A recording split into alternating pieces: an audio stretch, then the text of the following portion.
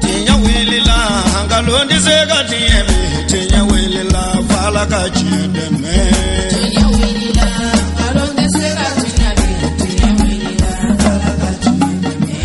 tinya wilila hangalondi zega tiemi tinya wilila fala kachideme tinya wilila namara shikolomba tinya wilila fala kachideme tinya wilila saraga jubu bomuri tinya wilila fala kachideme nego tinya wilila dabali jubu kemuri tinya wilila fala kachideme. أعوذ بالله السميع العليم من شر الشيطان اللعين الرجيم. بسم الله الرحمن الرحيم. الحمد لله بدءا وختما وبه نستعين، ثم الصلاة والسلام على سيد المرسلين منبع العلم وينبوع العالمين وآله وصحبه أجمعين. مشاهدين الكرام، سلام من الله ورحمة من لدنه وبركاته. أم بالما شريف لا تيفي لغي بقاو مالكونا أني مالكو كان فوليني ولا نيوان يه أو تاي كرنغرن يلا واجلو كنتي تمي أو منونكا كا أولا دنيا كافو بي واجلو كنكا أمي مالي فابا كونو باماكو أسيجدالا سيجدامي نوبي ويلي نياما كورو ala kira kisi nyama bama aye kurane sanman bayin na fafo anyena fo chogo chamana wa fo yoro chamana aga kuma kan sanman dawla aba fo kisi nyama bama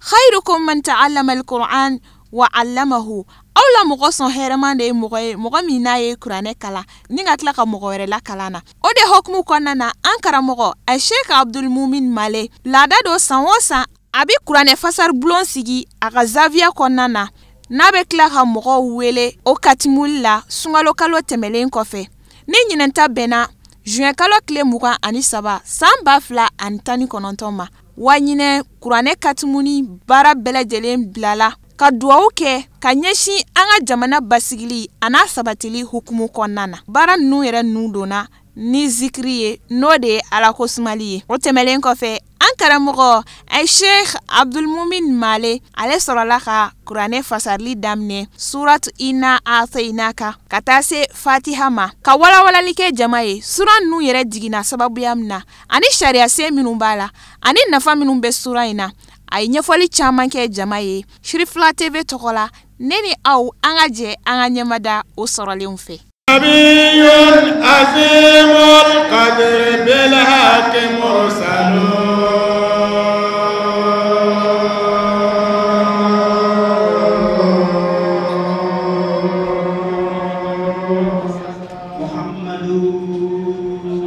yu'alu bihi muskanatin lan wa yujhalu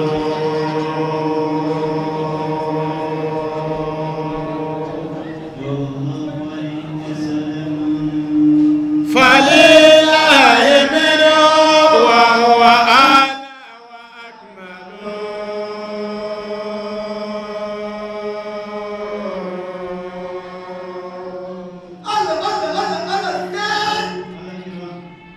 aminul lirshadil ibadi mu'ahhalu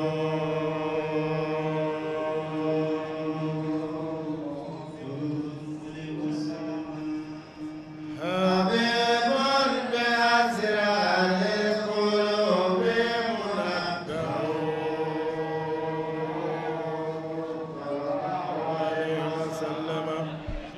ambadon amije ka fatiha kala ninga sol alakra ka baraka damne ko sirfika ka bismillah anaka dilka so a'udhu billahi minash shaitanir rajim bismillahir rahmanir rahim alhamdulillahi rabbil alamin arrahmanir rahim maliki yawmiddin iyyaka na'budu wa iyyaka nasta'in ihdinas siratal mustaqim siratal ladzina an'amta 'alaihim ghayril maghdubi 'alaihim waladdallin. Allahumma salli ala sayyidina Muhammadin fatihil lima wal khatimil lima sabaqana bil haqqi wal hadi ila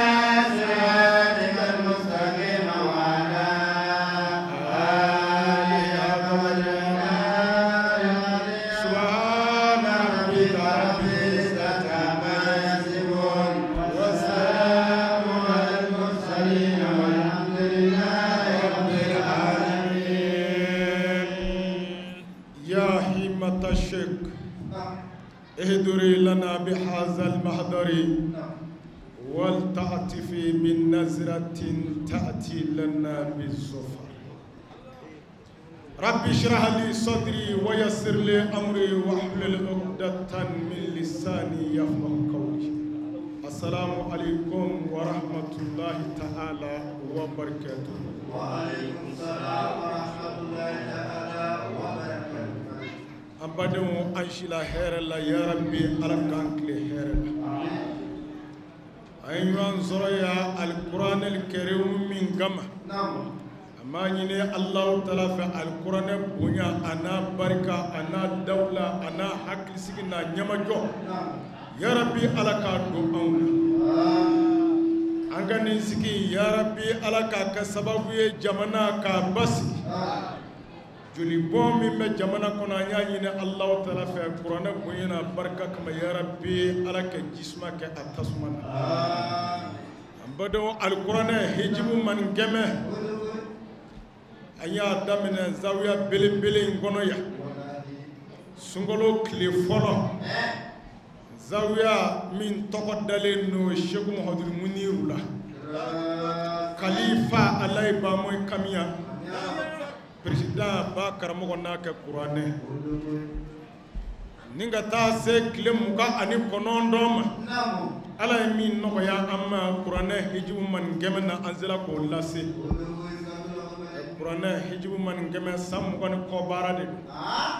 ni koko okuma taka saki kalo kelen gono biya kile mugan kono ndongono baran no go mante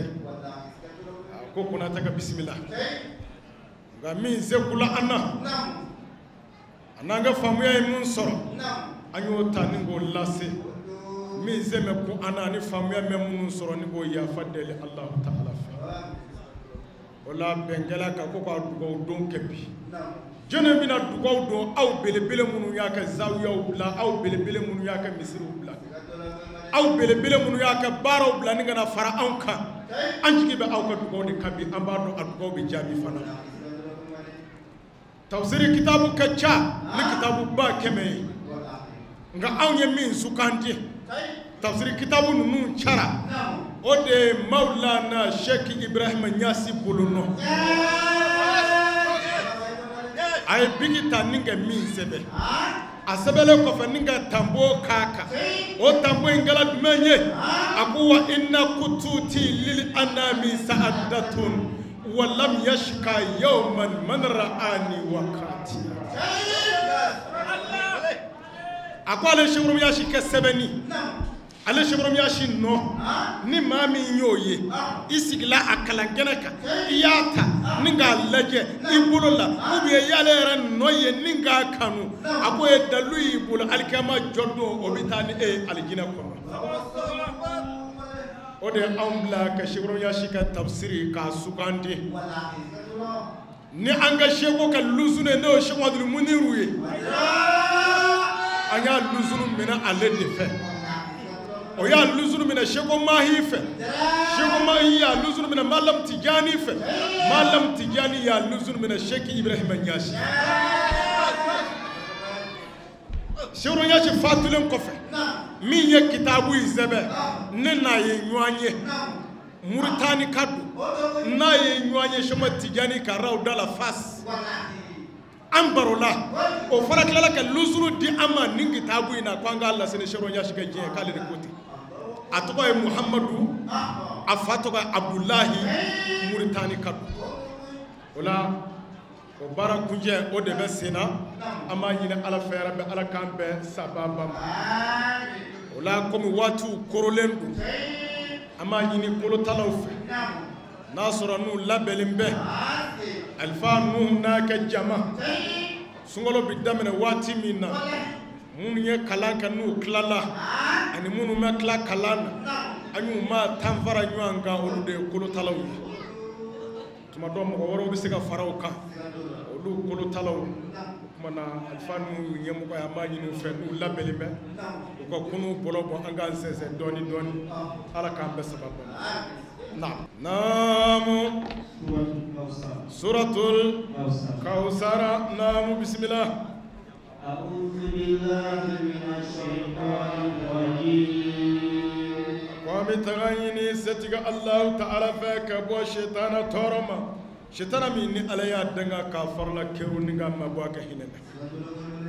كسبك كباني يادني يربوني حاسدني بزنبونياي وده كما الله تعالى شيطان كبارا بلجلك حباء منصورا يا ربي جينا شيطان فرحان بدي شيطان على كنا بلجلك نعم نيالا تو بركة ماي جاهنا الله بولين تيجدو رحيم الله رحينا كرغلين تيجدو نعم بسم الله إنا ستك الله تعالى بكما أقول كادو أو مسا أو يا محمد صلى الكوثر صفى شامنا نعم بسم الله إنا أقول كادو أو مسا أو يا محمد صلى الكوثر درجة وشامنا درجة من بارنا كرة لمو ode kama ni misiri wela na jonna klela misiri wela kwa bi ni silama nyuma fe ka go ka alakraye o daraja korotale mi ni alakra be ka nyini ki ka fa allahumma rabb hadhihi da'wati tamma wa salatul qa'ima ati muhammadin wasilata wal fadilata wa darajatir rafi'a wa bu'asahu maqaman mahmuda allazi wa'adahu innaka la tukhfil mi'ad ستك على بك ما على كرايه أكون يا محمد صوب درجة كرة عليه نعم أكون أمسا أو يا محمد صوب الكوثر سرنا دو بلي بلي بالا نبي فوما كو شفاعة الكبرى دومي بالا نكرا بلا جلي بلو فلاباكو نيما بلو فلاباكو بيبي كلو يا نفسي يا نفسي يا نفسي كونغا ودو على كرا كشكاي دميه يا امتي يا امتي يا امتي ودو دي الله تعالى كالي كالنا فو على كرام ودو ولا سوف يؤتيك ربك فترضى ألم يجدك يتيما فآوى ووجدك ضالا فهدى ووجدك عائلا فأغنى فأما اليتيم فلا تقهر وأما سائلا فلا تنهر وأما بنعمة ربك فحدث نعم بسم الله ما كتا أنت سكا جوكا من أعطينا كاكا أنت تانيف نعم بسم الله ويقانو أو مسا أو يا محمد صلى الكوثر جورو يو چامانا سani jewuli che alakira juru yaw tebba shebram ya shikote akoni ngelaka alakira dusku de salo sel bado somo madda mamena ni jigla tike saya ya soro wolo de zay la jirati sango idengele ni shudale kasangela ijigi dale minga dono la ka bini cheta o jigi dale kasangela o shudale kasangela o jigla tike shudera mami no alakira soro alakira bena ke nyejiye aben dusugu fujuniye munafiqu bu tala yo kuma fo kata to fo alakira kulola ko mamadu ko bana ka ko tigela ko moni dola ka blonala na yera sala domina ko ya baleyi ko min mako komara ko ni cheta ba kumala ni dengu zorla ko mi ba cheta ko komara ko de kumula konga denga ningele min mako doko Kasim doko Ibrahima amerika mi wallahu a'lam mai va munawa o akonga jora min kumola no balole ngi madonala ok na cheta akonga fatule ni Muhammadu kotigala ode amtare arabu kan ko moni dola blonala ala kra yo me kola kra kotigala ni mai metto to ala kra la do ala kra ya kuja setika ala laje nyaji jigina adishila ke nyaji jigi ke bomoshi nyiki ala kra bi sigi abi sigi ayato la kama sonfe be yu anzoro ina ataina ka kono ninga digi la makana de ala kra ma odo ya juro sani je wuli che ala kra juro o buto tibatu ina ako anw masa anw ye Muhammadu sɔn el Kawsara Fatumata Zahra la el Batul Ummu Abiha Sayyidatu Nisa'il Janna muso bi taa fesiri muso bi taa aljina kɔnɔ minnu ngilala ka bila yen ani minnu ka bato b'u se aljina kɔnɔ a bɛɛ lajɛlen kɛ ɲɛmaaba o de ye Fatumata Zahra ye c'était Allah Ta'ala ko k'a y'o di Alakira ma ko yala Alakira t'a ɲɛji cɛ wa Alakira ka sɔrɔ k'a ɲɛji cɛ sani diɲɛ wuli cɛ Alakira bɔnɔ Fatumata Zahra bɔnɔ olu de filɛ dugukolo kan aw fɔ olu ma ko sirifidenw ni maa min kɛl'u fɛ Ala bi k'i fɛ n'i ban'u la Ala bi ban i la diɲɛ de la naamu bisimila a ko anw masa anw ye Muhammadu sɔn el Kawsara sana yɛlɛna n'a bɛ fɔ o ma ko el Isra wal Miraj kuma in faamuna wa don min na ni se tigɛ Ala Ta'ala Alakira invité ka taa yɔrɔ la danfɛn min yɔrɔ dɔn taama cogo la maa tɛ kɛ cogoya dɔn min na yɔrɔ la maa tɛ se ka min ye k'a fɔ k'i b'o lakale a bɛ ka taa voiture min na a ka avion o don tɔgɔ ye ko Buraku a ka garde corps o don o de ye Jibirila ye ka bɔ Maka ni ka taa Zilzilem tarfata ayini ni ka sɔrɔ ka jɔko fila seli ni kiraw ni nabiɲumanw ye o don u k'o fara a jamu ni a tɔgɔw kan ko imamil mursalina qa'idul burril mu'ajjal kuma min n'a tilal'o la olu ka sɔrɔ k'u tɛgɛ jan Alakira a ka sɔrɔ ka dugawu kɛ u ye o kun y'olu ka laɲini ye u y'o laɲini de ta se tigɛ Alahu Ta'ala ye a ka sɔrɔ ka sanayɛlɛ daminɛ o don se tigɛ Alahu Ta'ala de kumana o hakɛ la a ko subhanallazi asra bi abdihi laylan min almasjidil haram ila almasjidil aqsa allazi barakna hawlahu Ala kan mɛn do de o don bushiru de ko a ma a ko kaifa taruka urkiyakal anbiya'u ya sama'u ma tawallati hasama kuma in faamu na wa an ka tɛmɛ o kan a tɛ n'a ka bila an ka tɛmɛ ayi n'a ka bila an ka tɛmɛ Seydou Yaasi ko k'ale de ka surun ni kuranɛ sura bɛɛ sɛbɛnni la ko nka ko fasan na k'a ka jan ni kuranɛ sura bɛɛ an ka taa ɲɛfɛ o don bushiru ko saraita min haramin laylan ila haramin kama sara badru fi dajin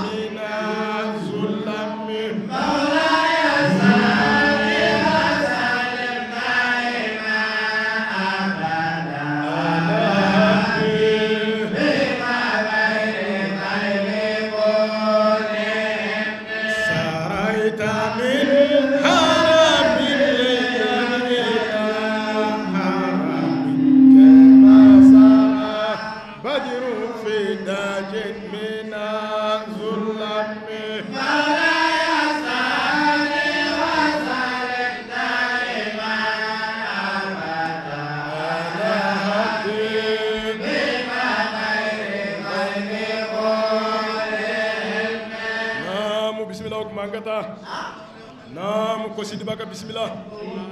ina aw masa aw Muhammadu son laylatul qadri la ala mo di kirama ke ko ala kiranya madi na yumma ke ko ala kiranya inna anzalnahu fi laylatil qadri wama adraka ma laylatul qadri khayrun min alfi shahr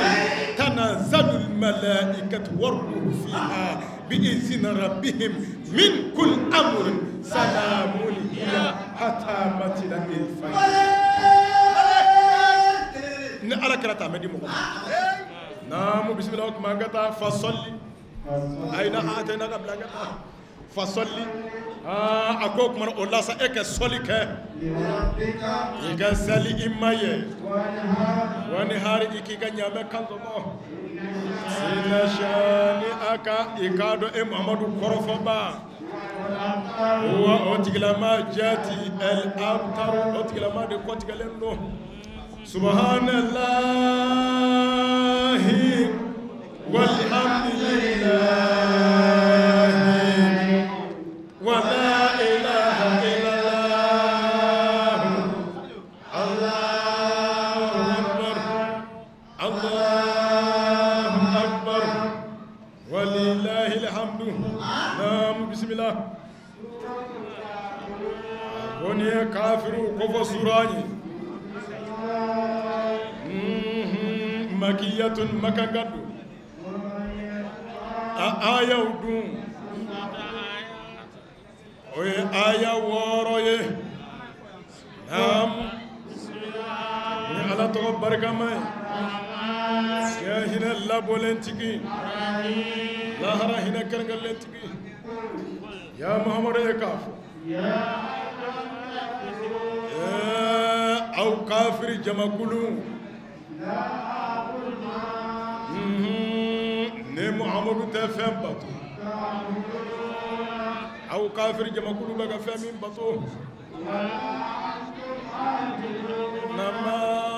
aw yɛrɛ bɛ ka fɛn bato ba ye ne Muhammadu bɛ ka fɛn min bato dɛ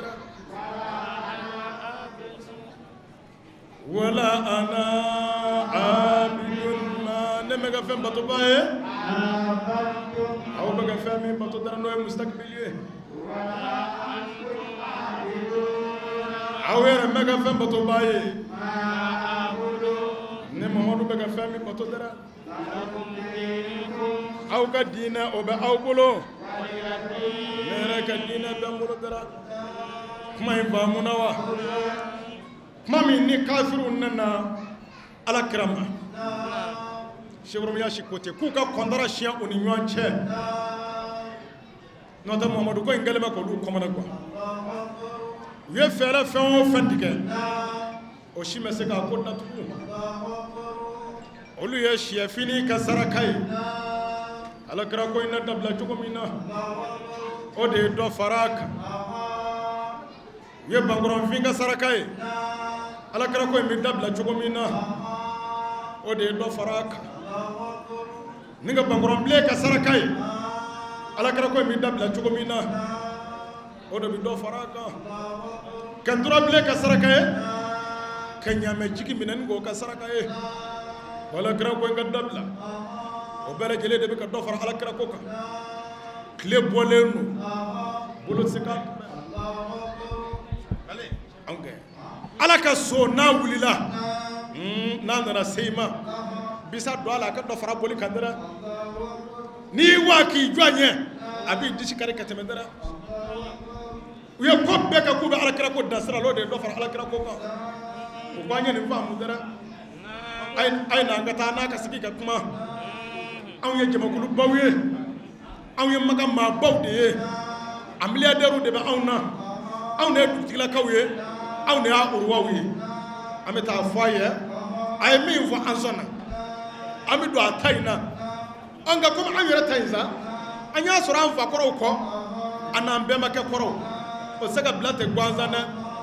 o tuma an bɛ fara ɲɔgɔn kan an b'a kɛ Ala in bato san kelen n'o dafala a fana n'a ka jamakulu u bɛ fara an kan ni k'an kɛ Ala in bato san kelen kɛlɛ t'a la dɛ nin kuma ni masirila kana fɔ Alakira ye nin kuma in masiri ko cɛ ka ɲi dɛ o ye Alakira kun minɛ Alakira y'a lajɛ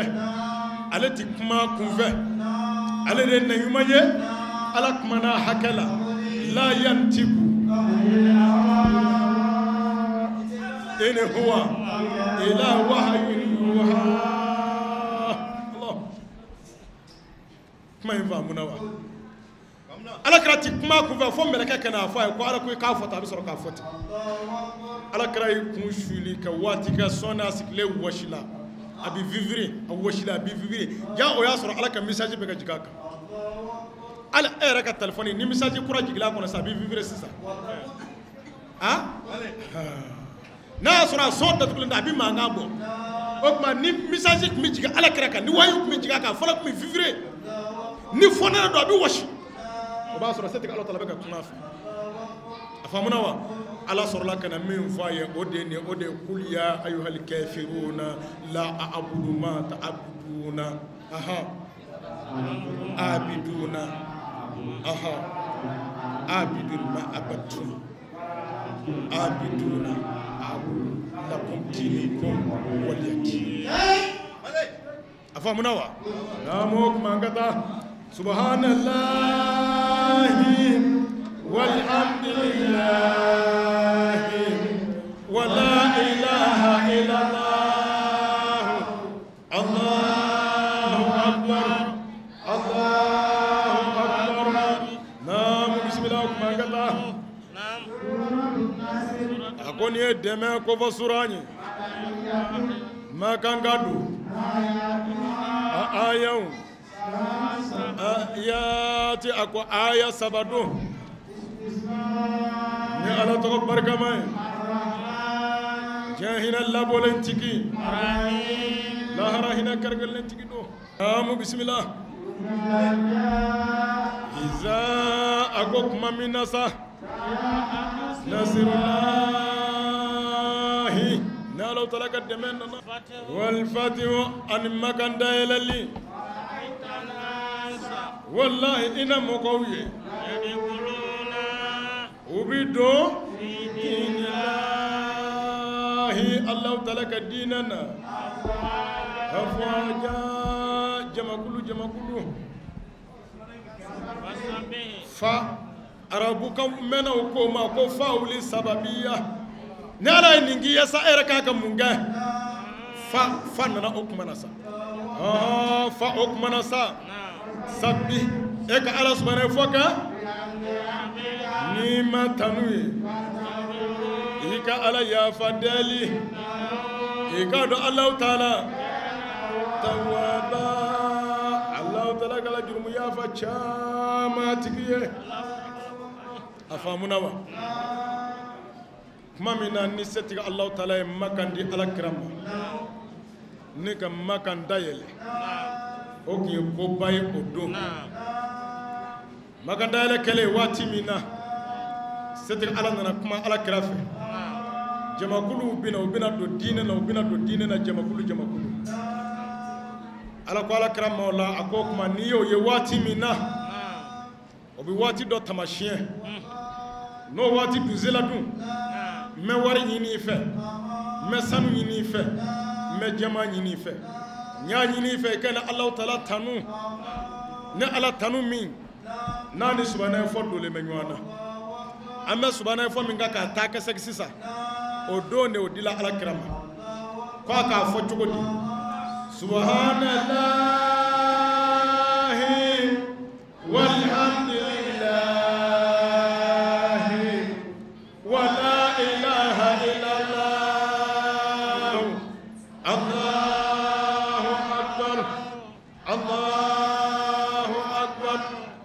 de nindila alakram foka ta sa alakraka fatuli ma fana atola bin maka inda ka saki mai va munawa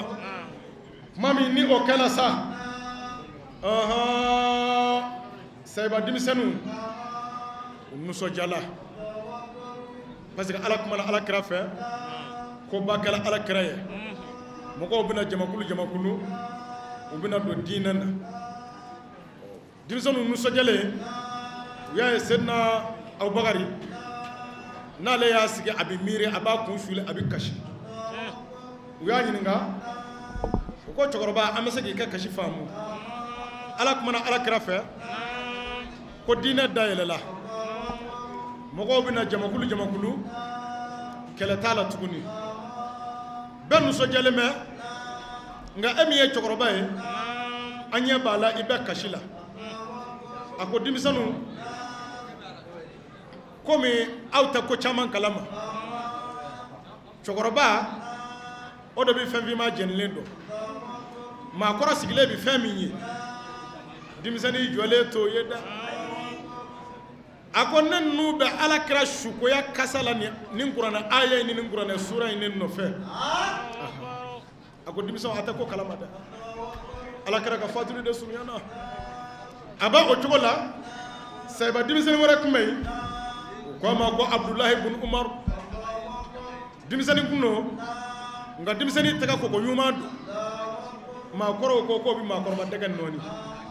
dimisani hakil tigi de kodo ya fana ɲininka a ko e fana ye denmisɛnnin nka i hakili juru calen bɛ i ye mun faamu nin kuranɛ sura in na a ko maakɔrɔ n'a ye ɲininka n b'a jaabi n'o tɛ depuis kuranɛ sura in bɛ jigin don min na ne alakira ka sugoya kasa de m'a nɔfɛ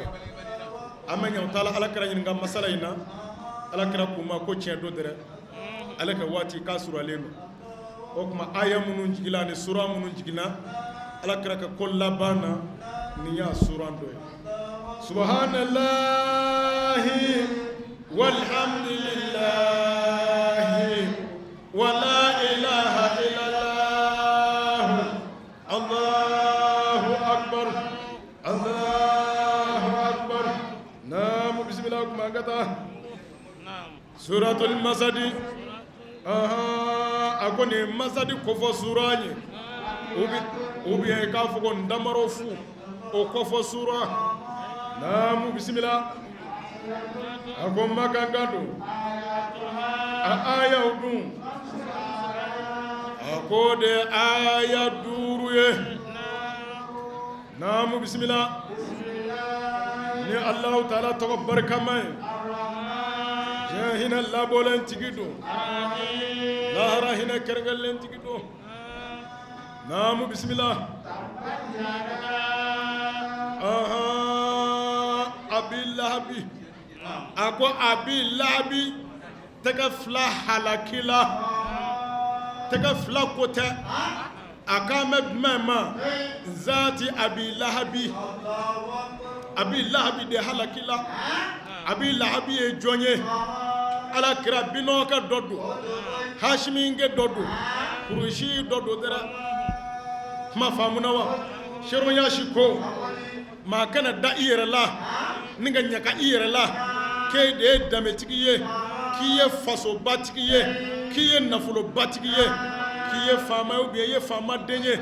ni ka ban alakira la dɛ danbe dan ye abi lahabi ta ye nka ala kɛlen filɛ k'a nɛni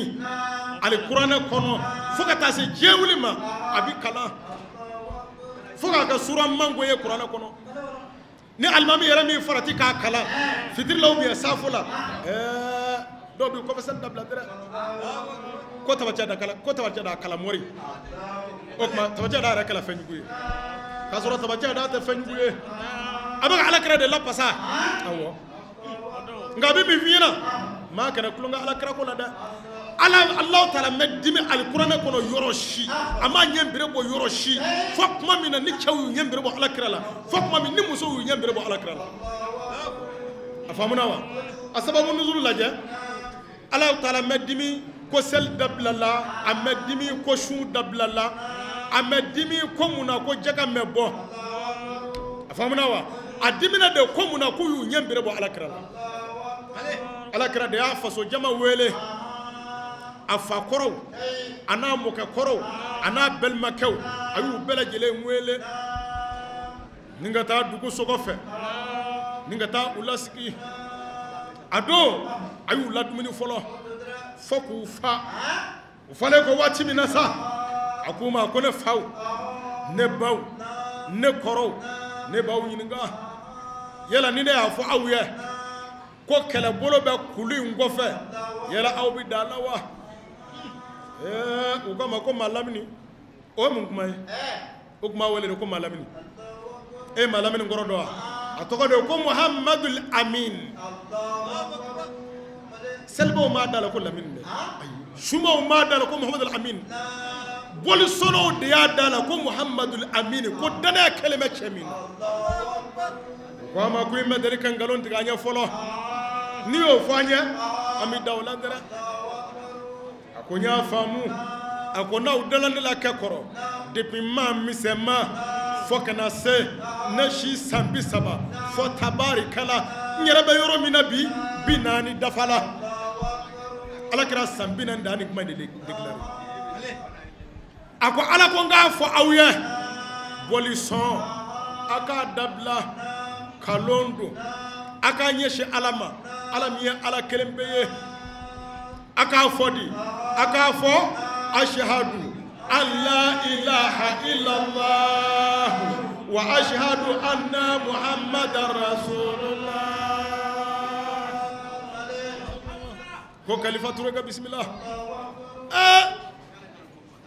kuma min ni voilà comme ya ka todu nungu fasa ye awwele u ka iriyon ba nunu na u ba ka ta kuma do fawe sanu ku dandiga folo e ma u bita aw kono fa boso na folo ha o kuma alakara de o kan nunu na ayela ni dondi alakara kay dumini dule do fa ku fa chama yi kun shuli dara do yo du ko wo ko men damine do bino ku kun lo chien do yo sigi ni kun do bore la aha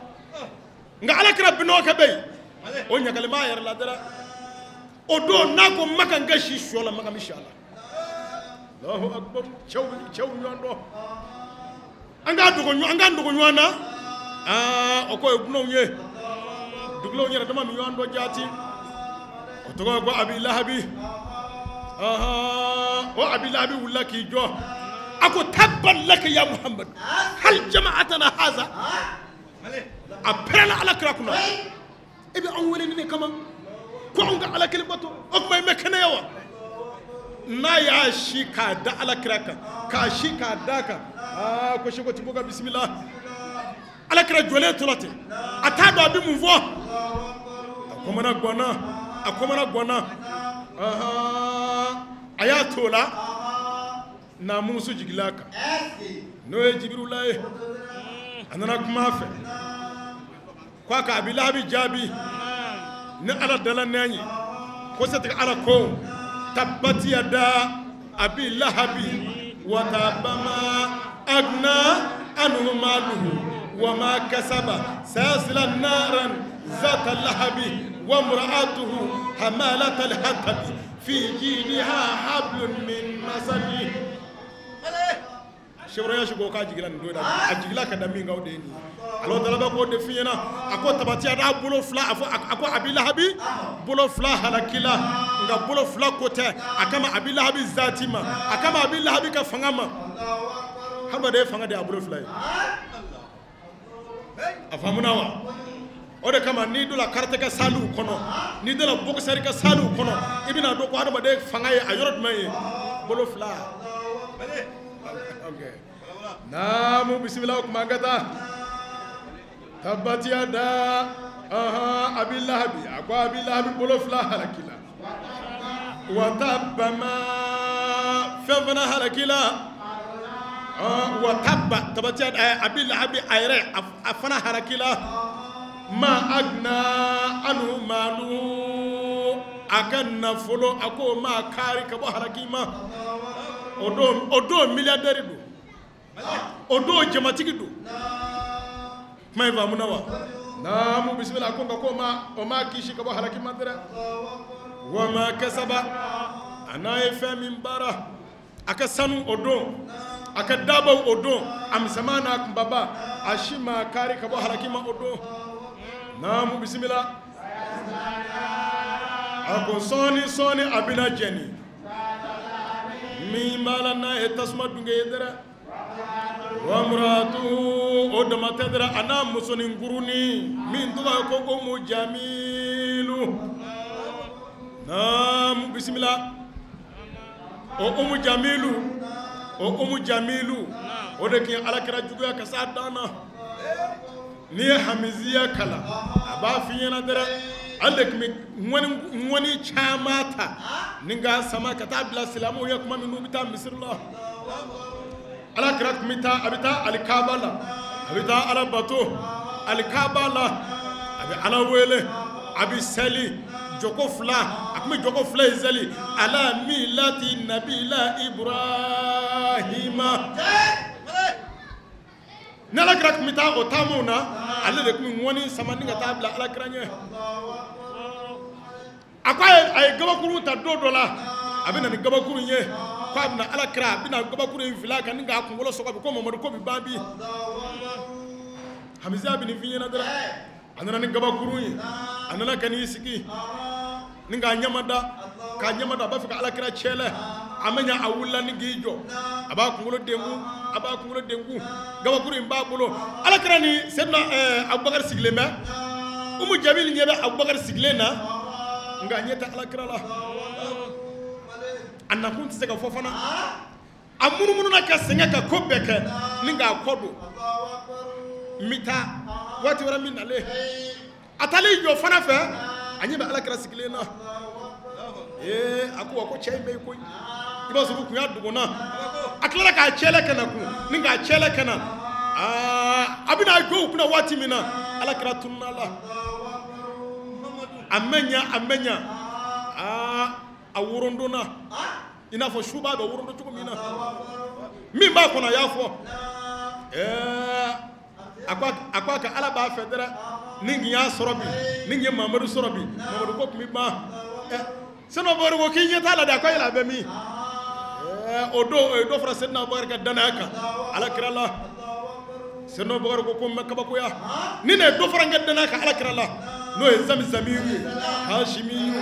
Madaniyu Makiyu Zukuwati Zuhurumati Zuizi Zufadilin Mutoin Mutiin Kadamu Sidiki Rahmatul Bushra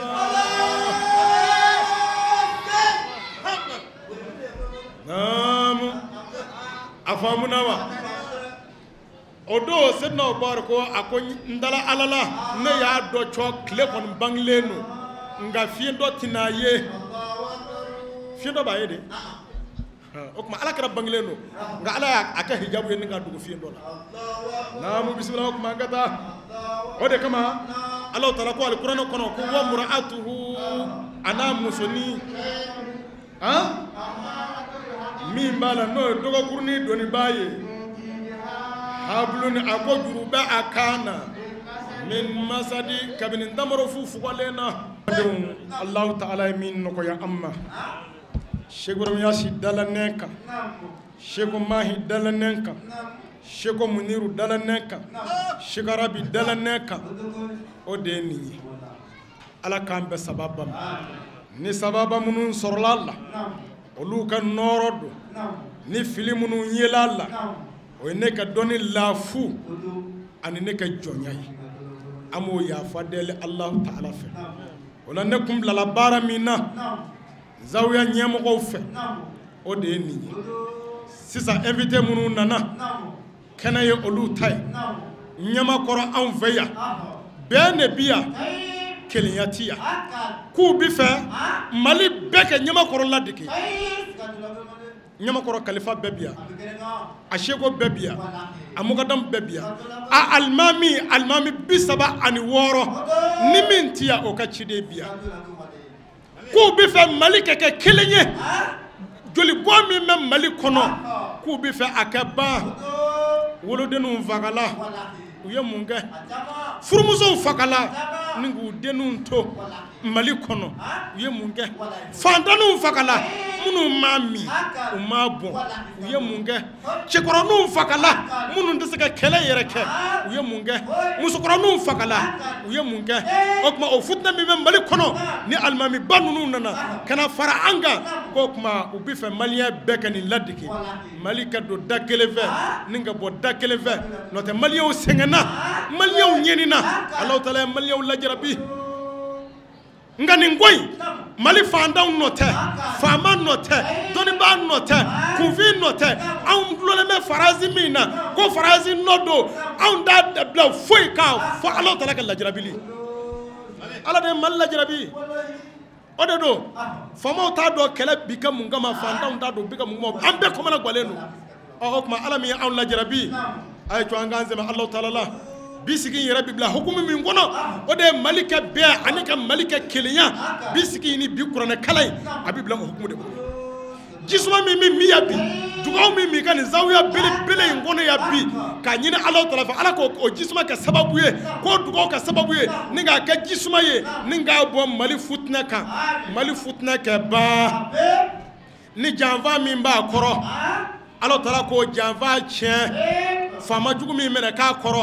ala taala k'o faama jugu galo ka bɔ yen dɔnnibaa jugu min mɛnɛ k'a kɔrɔ ala taala k'a sen da o dɔnnibaa jugu ngɔnɔ kan ni nanzara de b'a kɔrɔ ala ka bon ni nanzara ye ala k'a sen da u kan ni tubabu de b'a kɔrɔ ala ka bon ni tubabu ye ala k'a sen da u kan ni ka don an n'a futinɛ n'a balo n'a masiba cɛ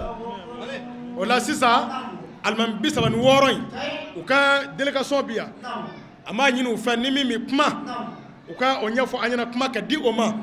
dakuruya damadɔ n'o tilala dugutigi bi yan kuma bi d'a ma ni o tilala an yɛrɛ ka seko de arabi a ka délégation bila ka na n'o ye Sherifu Mustafa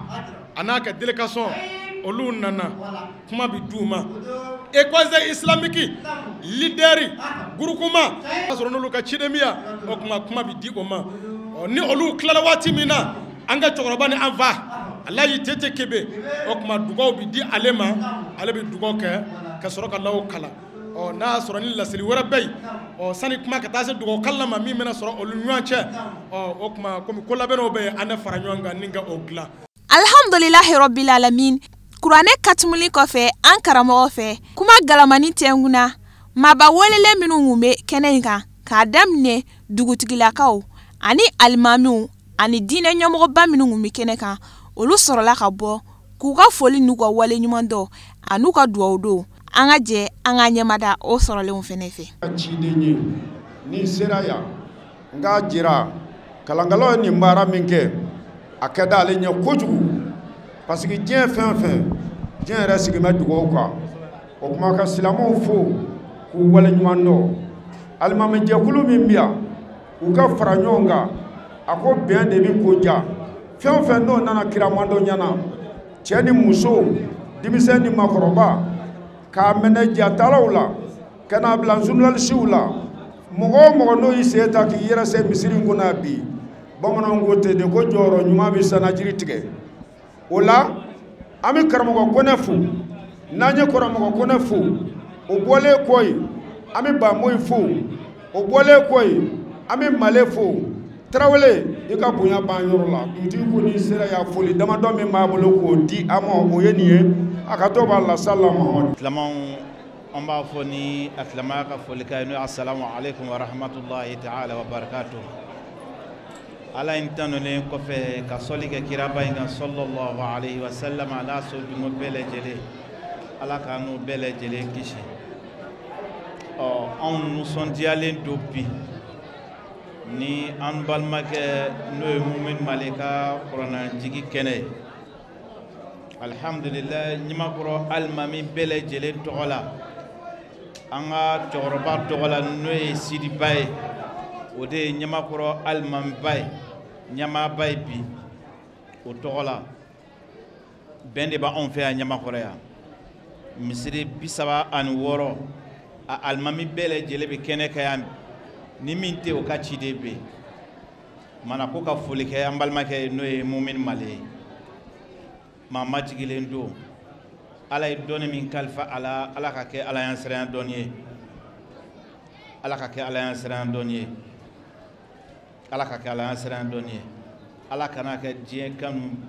dɔnni ye a silamɛw foyi tɛ alikuranɛ bɔ kira in k'i ma sallallahu alaihi wa sallam alquran ahabu ila Allah min sabi samawati wal ard kuranɛ ka di Ala ye ka tɛmɛ sankolo 7 kan kuranɛ ka di Ala ye ka tɛmɛ dugukolo 7 kan kɛnɛ si tɛ yen an min sɔrɔ dugukolo sanfɛ ni o ye kɛnɛ ko ka fisa ni nin ye o tɛ yen fo n'a bɔra ɲɔgɔnnaw na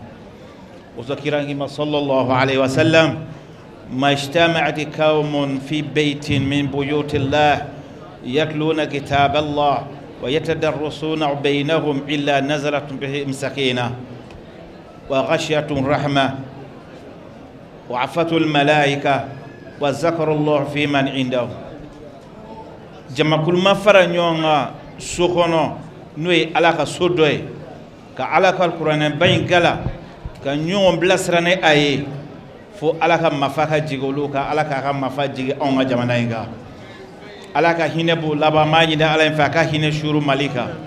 Ala b'o kosuma a ka mɛlɛkɛbaw yɔrɔ Ala k'an kosuma a ka mɛlɛkɛw yɔrɔ i n'a fɔ karamɔgɔ yɛrɛ y'a lasago ma cogoya min na ko bi kuranɛjigi dabɔkun ye fɛn jumɛn ye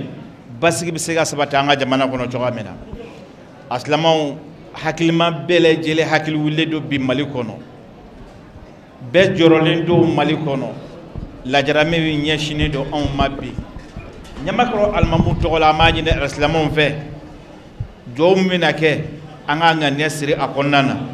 fitinɛ min bɛ jamana kɔnɔ Ala ka fitinɛ in tufa fitna be jamana kono ala ka fitna duwa ala ka beñoa jidi maldo ni ñonte ala ka kanun do ñona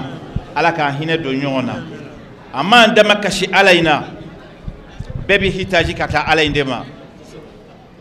almami bele jele togola slama bele jele togola ma hitaji ka nyashi alaima on ye jon la fulen on ye dese bagato ye ala ikeme ka la jarabe mi nyashi on ma wallahi on tisakoro ala la jarabe mulle ka bonka ka nyini ala infe kokura ale de ko ud'uni astajib lakum ayin wele mawjabi mamu ye fitne sababu ya on ga jamanaka mamu kela sababu ni ka fitne kolokolo on ga jamanaka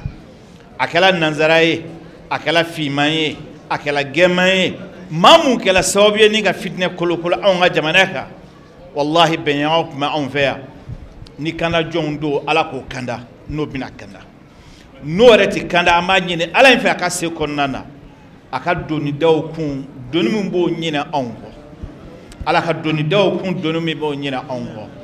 akela ma shiwo shie mam ye fitness sababu ama nyine ala infe ala ka doni da kun doni ba nyina onko foli kan la sele jamama ani maba welle on ka duwa temelen ko fe kuma soro la ka di an karamogo la kauma u bɔra ka sɔrɔ ka law kala ni ka duwawu caman kɛ an ka jamana sanuman yi mun sɔn ala bɛ se k'a basigi cogo min na an ka ɲɛmada o sɔrɔlenw fɛnɛ fɛ بالنون نورا وبالواو أصلة وبالهاء هداية وباللام الألف لقاعا وبالياء يسرا وصلى الله على سيدنا محمد وآله الطاهرين أجمعين اللهم بلغ ثواب ما قرأناه ونور ما تلوناه إلى روح سيدنا محمد عليه السلام وإلى رواه أصحابه رضي الله عنهم أجمعين وإلى رواه جميع الأنبياء والأولياء والمرسلين وإلى رواه آبائنا وأمهاتنا وإخواننا وأصدقائنا وأساتذتنا ومشايخنا خاصة وإلى رواه جميع المؤمنين والمؤمنات والمسلمين والمسلمات الأحياء منهم والأموات أجمعين عامة وإلى جميع أصحاب الخيرات من المؤمنين والمؤمنات اللهم انصر من نصر الدين اللهم انصر من نصر الدين اللهم انصر من نصر الدين واخذل من خذل المسلمين آمين يا رب العالمين برحمتك يا أرحم الراحمين سبحان ربك رب العزة عما يصفون وسلام على المرسلين والحمد لله رب العالمين alhamdulillahi rabbil alamin sɔrɔka law karalen kɔfɛ an karamɔgɔw fɛ an sɔrɔla ka kuma galamani tɛngu an karamɔgɔ a Sheikh Abdulmumin Male sigi yɛrɛ sababu bɔra ale min na ko min y'a bila sigi na a bɔra ka ɲɛfɔli kɛ jama ye an ka ɲɛmada o sɔrɔlenw fɛ alhamdulillahi rabbil alamin aja ami fɔlɔ ka foli segin ala ma ni ka ala tanu ka ala barikada n'o bɔla yen aja min ye an sigi ka jama wele ka fara ɲɔgɔn kan ka kuranɛ dugawu don kɛ ala kɛra ka kumakanw na foyi tɛ min bɛ kuranɛ bɔ kuranɛ de y'a bɛɛ ye a ko man utiya alqur'ana farra'a anna ahadan utiya min dunya fakad sogira aziman wa azama sogira mi ye fɛn sɔnfɛn dɔ ye min ka bon ka tɛmɛ kuranɛ kan ala dun ye kuranɛ di e ma k'o kɔrɔ ye k'i ye belebele bonya belebele dɔgɔyani kɛ fitinin bonya o kuma kuranɛ de y'a bɛɛ ye a bɛɛ bɛ sɔrɔ kuranɛ kɔnɔ fana ni maa min y'a faamu komi anw ye sunkalo kɛ k'a daminɛ sunkalo daminɛ ka taa se a laban na an bɛ dugawu de kɛ an yɛrɛ la yan a sera a laban ma komi ala de b'a dɔn dugawu bɛ jaabi da min na o de kama an y'an ka maakɔrɔw wele an ka sekow la an ka mukadamuw na an ka kalifaw la alimami fɛn o fɛn n'an ka wele bi s'o ma ni k'a bɛɛ lajɛlen wele ka wele da école islamique la groupement na leader la limama na k'a bɛɛ lajɛlen wele an ka fara ɲɔgɔn kan an ka sɔn ala la ka da kan ni anw dalen bɛ kuranɛ kɔnɔna o kumana an ka jɛ an k'an gulo alikuranɛ na ka se Alahu taala ma an ka ala wele jamana in bɛ yɔrɔ min na a bɛ dugawu de bolo n'o tɛ bɛɛ kɔmana gɔlen don ni marifa mugu don dɔ kɛla o sanni na sa ni marifa kisɛ don dɔ kɛla o sanni na ni bomu don dɔ kɛla o sanni na nka dugawu min ni o nɛgɛ ti bɔ o de bɛ se k'a bɛɛ dilan fana o tuma dugaw la sɔn hɛrɛma de alikuranɛ ye o de ye an bila ka mɔgɔw wele ni ka fara ɲɔgɔn kan ka jɛ ka Alahu Taala wele ni alikuranɛ ye o de ye bisigi ayiwa kunba ye aja an kɔni ni mɔgɔw fo k'u waleɲuman dɔn kumabaw ko ten ni maa min bolo kelen kɔrɔta ko mago tɛ maa na i bɛ kelen dɔ wɛrɛ kɔrɔta ko maa mago tɛ n na o tuma anw ye girin min ka mɔgɔw nɔfɛ an y'a dɔn an ka boli mɛ ka f'u ye an ka girin mɛ ka f'u ye anw min ye maa o maa kungo la su ani tile an y'a bɛɛ lajɛlen ye n'an bɛ min ye an y'o kɛ ciden ye o tuma an bɛ o foli segin alisilamɛ jama ma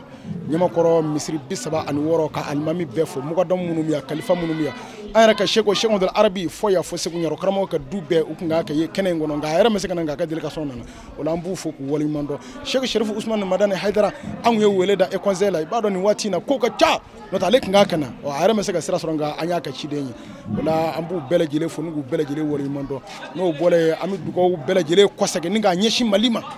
anw ye nin min kɛ bi bɛɛ ko jama bɔra cɛw bɔra musow bɔra denmisɛnninw bɔra maakɔrɔw bɔra dugawu yɛrɛ kɛla a k'a kɛ kɛcogo min na o tuma anw b'an kun ja Ala ye Ala ni sara bɛ nin na anw sara ka kɛ mun ye sanu wa lulu wa jama wa Ala ni sara b'a la an y'a ɲini fɛ i ka Mali lafiya o de y'an ka laɲini ye Ala ni sara bɛ nin kuranɛ kala in na an y'a ɲini fɛ i ka Mali lafiya joli bɔnna Mali kɔnɔ sa wolodenninw fagala o maa min u m'a bɔn muso cɛsabaatɔ cayala cɛkɔrɔbaw fagala o maa min u m'a bɔn musokɔrɔbaw fagala o maa min u m'a bɔn kuma bɛɛ i bɛ musokɔrɔba dɔ ye a bɛ kasi la kuma dɔ i bɛ musomisɛnnin dɔ ye a bɛ fili fini na don o don a kɛlen bɛ fagali ye o tuma na a ye anw kɔmana gan nka a tɛ Ala kɔmana gan dɛ o tuma an ye nin dugawu in bila o minɛ de kɔnɔ Mali ka basigi n'a ka hakilisigi n'a ka ɲɛmajɔ an b'a ɲini Ala Taala fɛ Ala ka dugawu minɛ an ma fana n'o bɔra aw yɛrɛ sirifila mɔgɔw ka aw fo dɛ aja ni ka aw waleɲuman dɔn i n'i ka délégation ka bɛɛ fo ka bɛɛ lajɛlen barikada aw bɛ baara min na k'a ɲini Ala fɛ yarabi a ta fanga Ala k'a di an n'aw ma bi don lahɔrɔma kama nin y'an ka cɛkɔrɔba ye n'o ye ba karamɔgɔ ye an b'a wele ko ba karamɔgɔ n'a kɛ kuranɛ a yɛrɛ y'o ye kuranɛ ba in de b'a bolo parce que ko foyi tɛ kuranɛ bɔ olu ye fɛn caman ye maakɔrɔ ni Ala tɛ fila ye k'u mɛnɛ ɲɔgɔn fɛ dɛ nin ye fɛn caman ye a ye fɛn caman dɔn fɛn caman kɛla ɲɛna nka a y'o bɛɛ lajɛlen de ye a ko min bɛ laban o de ye kuranɛ o tuma Ala barika la ale fana farala an ka dugawu don an b'a ɲini Ala fɛ Ala k'an bɛn sababu ma ani zawiya kalifa Ala ye bamu kamiya an bɛ nin baara in min ka taa tiɲɛ don ale ye commerçant de ye sugu kɔnɔ mais an bɛ nin baara in min ka taa a b'an dɛmɛ na kosɛbɛ a tɛ ɲɛ ni nafolo min tɛ a tɛ ɲɛ ni wari min tɛ a tɛ ɲɛ ni fɛn o fɛn tɛ a jɔla o bɛɛ lajɛlen na an ye walasa an bɛ se ka Ala ka baara kɛ cogo min na o la nin kɛnɛ in kɔnɔ an b'a fɔ ni ka waleɲuman dɔn k'a ɲini Ala Taala fɛ bɛ sijan ni kɛnɛ labanko ɲuman bɛ Ala bolo Ala m'o dila an na. Alhamdulillahi rabbil alamin an balima Shirifila TV lagɛbagaw Mali kɔnɔ ani Mali kɔkan foli belebeleba ya aw de ta ye k'a yira u la k'a fɔ bi wajulu kɛnɛ kan anw bɛ ɲamakɔrɔkaw fɛ yen nɔ an karamɔgɔ Sheikh Abdul Mumin Male ale ka kuranɛ katimuli kɛnɛ kan an b'a deli Ala fɛ dugawu minnu kɛra kɛnɛ in kan Ala ka dugawu ninnu bɛɛ lajɛlen jaabi an ka jamana Ala k'a basigi fitinɛ min bɛ an ka jamana kɔnɔ Ala k'a duga k'a ɲini Ala fɛ Ala ka san wɛrɛ ta yira an kɛnɛ na ni ne kun ye anw ka bi sɔrɔlenw ye aw k'an bɛɛ sigida wɛrɛ wassalamu alaikum wa rahmatullahi ta'ala wa barakatuhu shukran lakum wa dumtum bi khair.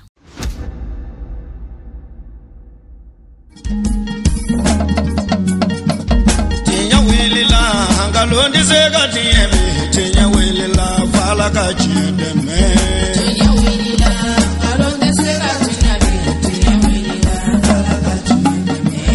tinya wilila hangalondi zega tiemi tinya wilila